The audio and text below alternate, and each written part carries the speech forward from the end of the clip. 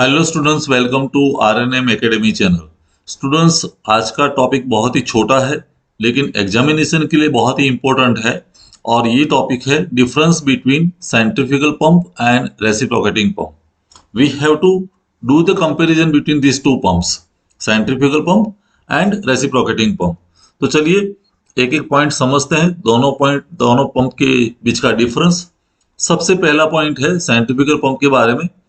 This pump means centrifugal pump जो है, it is applicable और useful for low head high discharge.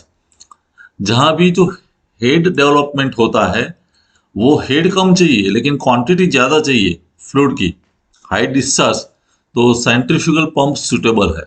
और reciprocating pump suitable है ये कंडीशन में कि जहां हेड की रिक्वायरमेंट ज्यादा है, हेड ज्यादा चाहिए but the discharge is low.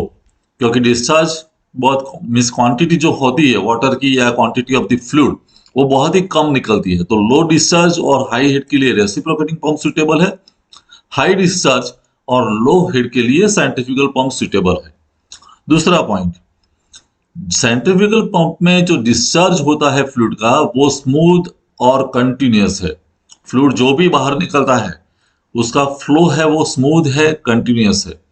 लेकिन रेसिप्रोकेटिंग पंप की जब बात है वहां डिस्चार्ज फ्लक्चुएटिंग है और पल्सेटिंग है, प्लस माइनस होता रहता है, तो डिस्चार्ज यहां कंटिन्यूअस नहीं है। तीसरा point, centrifugal pump is a high speed pump.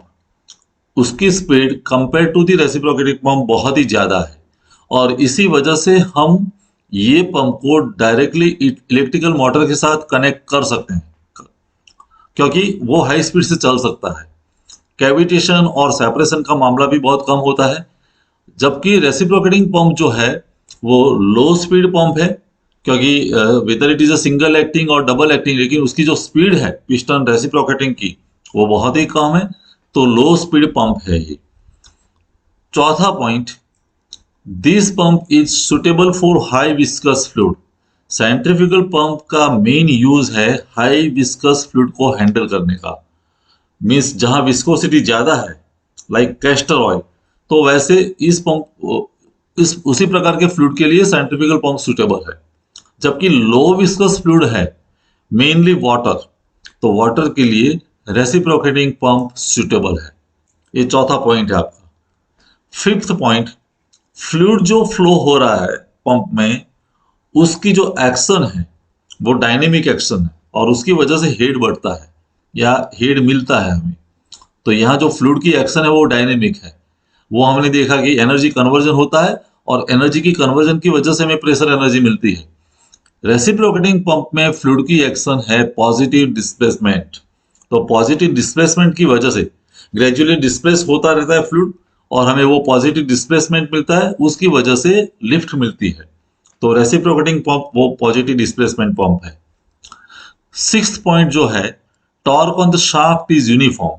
Scientifical pump के बारे में हम कह सकते हैं कि जो टॉर्क है शाफ्ट पर लगता वो यूनिफॉर्म टॉर्क है। जबकि रेसिप्रोकेटिंग पंप में शाफ्ट पर जो टॉर्क मिलता है वो नॉन यूनिफॉर्म है, वो नॉन यूनिफॉर्म टॉर्क है। चलिए आगे पॉइंट्स देखते हैं।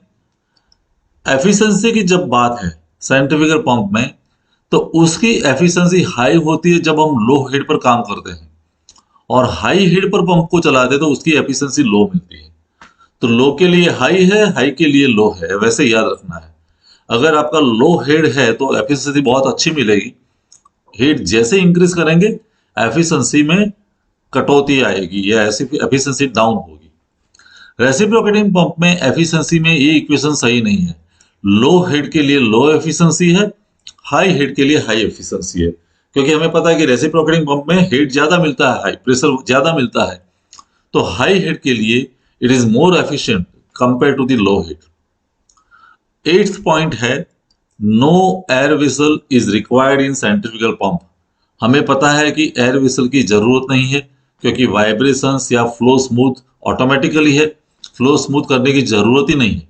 जबकि रेसिप्रोकेटिंग पंप में फ्लो स्मूथ करने के लिए हमें एयर वेसल की जरूरत है। एयर वेसल डिमांड पर वो वाटर या फ्लूइड देता है, कई बार वापस ले लेता है, तो वो रिजर्वायर की तरह काम करता है और फ्लो को स्मूथ रखता है। Ninth topic, football is present in case of centrifugal pump. हमें पता है कि फुट वाल्व वो नॉन रिटन वाल्व है, एक बार पानी जो सक्शन किया वो वापस नहीं जाना चाहिए संप में, तो फुट वाल्व की जरूरत रहती है। रेसिप्रोकेटिंग पंप में फुट वाल्व की जरूरत नहीं है, तो foot valve is absent in case of reciprocating pump. I hope it is clear. 10th point, priming is required in centrifugal pump. हमें पता है, प्राइमिंग भी पता है कि सक्शन पाइप, डिलीवरी पाइप और पूरा कैसिंग पानी से भर देते हैं, एयर को बाहर निकालते हैं और उस प्रोसेस को हम प्राइमिंग कहते हैं। तो ये प्राइमिंग की रिक्वायरमेंट रहती है सेंट्रीफ्यूगल पंप में, जबकि रेसिप्रोकेटिंग पंप में प्राइमिंग की रिक्वायरमेंट नहीं है, क्योंकि ये पॉजिटिव डिस्प्लेसमेंट पंप है, तो यहाँ प्राइमिंग की जरूरत ही नहीं रहती है। Next topic, balancing problem is not present in case of centrifugal pump. Balancing का कोई इश्यू नहीं है सेंट्रीफ्यूगल पंप में, क्योंकि उसका फ्लो स्मूथ है, सही ढंग से काम कर रहा है। जबकि रेसिप्रोकेटिंग पंप वो रेसिप्रोकेटिंग मूवमेंट है, इंटरमिटेंट है कई बार, तो बैलेंसिंग प्रॉब्लम रहता है, क्योंकि रोटरी मूवमेंट वाले क्रैंक वो है, कनेक्टिंग रोड है, पिस्टन रेसिप्रोकेटिंग मूवमेंट है, तो मूवमेंट वाले पार्ट्स ज्यादा है, तो बैलेंसिंग का क्वेश्चन रहता है यहाँ। तो balancing problem is to be addressed in case of reciprocating pump. Next, ये कंस्ट्रक्शन सिंपल है। सेंट्रीफ्यूगल पंप की बात करें तो it is simple in the construction, क्योंकि ज्यादा पार्ट्स नहीं है, एक इंपेलर है और कैसिंग है। कहीं जरूरत पड़ी तो ब्लेड्स होंगी, fixed blades, otherwise the construction is so simple. जबकि रेसिप्रोकेटिंग पंप का जो कंस्ट्रक्शन है वो कॉम्प्लिकेटेड है, क्रैंक कनेक्टिंग रोड वाले मैकेनिज्म है, वाल्स है, तो उसकी वजह से more parts are required, so construction जो है वो कॉम्प्लिकेटेड कंस्ट्रक्शन है। नेक्स्ट टॉपिक, यहां जो ऑपरेशन है वो स्मूथ है। सेंट्रीफ्यूगल पंप के बारे में ऑपरेशन एकदम स्मूथ चलता है, नॉइज बहुत ही कम है।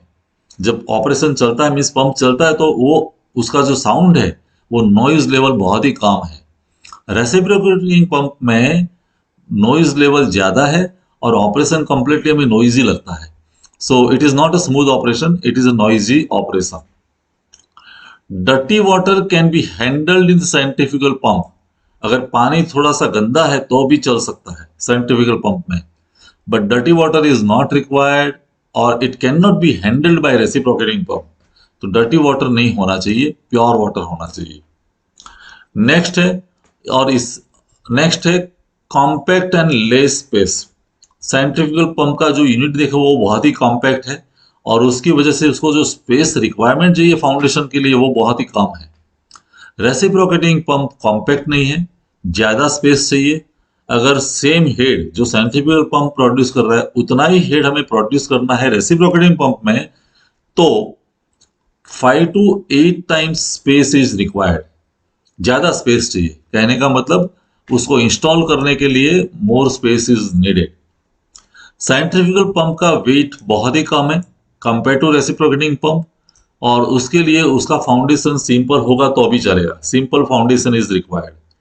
यहाँ रेसिप्रोकेटिंग पंप में वेट ज्यादा है and therefore heavy foundation is needed. ज्यादा वेट होने की वजह से, बैलेंसिंग प्रॉब्लम होने की वजह से भी heavy foundation is required. Centrifugal pump जो है उसका इनिशियल कॉस्ट बहुत ही कम है, कैपिटल कॉस्ट कहते हैं, इनिशियल कॉस्ट कहते हैं, परचेज करते तब, दैट इज वेरी लेस। जबकि रेसिप्रोकेटिंग पंप में इनिशियल कॉस्ट इज हाई। फिर मेंटेनेंस की बात आई तो maintenance cost is also less, maintenance cost is low in centrifugal pump, maintenance cost is high in reciprocating pump compared to centrifugal pump. And last one is the easy installation. हम बहुत ही जल्द install कर सकते हैं centrifugal pump का अगर unit है तो, इजी इंस्टॉलेशन। जबकि रेसिप्रोकेटिंग पंप है तो उसका इंस्टॉलेशन थोड़ा सा डिफिकल्ट है and more time is required to install the reciprocating pump, तो वो थोड़ा टाइम लेता है, टाइम कंज्यूमिंग है। So more time is required to install the reciprocating pump. तो ये 19 पॉइंट्स है डिफरेंस के, आप हर एक पॉइंट समझ लिए होंगे, खुद अपनी नोट बना दीजिए। और ये 19 पॉइंट्स में से किसी भी पॉइंट में डाउट है तो कमेंट सेक्शन में बताइए। नेक्स्ट वीडियो में मैं नए टॉपिक के साथ फिर आऊंगा। मिलते हैं नेक्स्ट वीडियो में। Thank you for watching, thank you very much. अगर आपको ये वीडियो पसंद आया है और आप मेरी चैनल पर नए हैं तो प्लीज मेरे चैनल को लाइक कीजिए, शेयर कीजिए और सब्सक्राइब जरूर कीजिए। Thank you very much.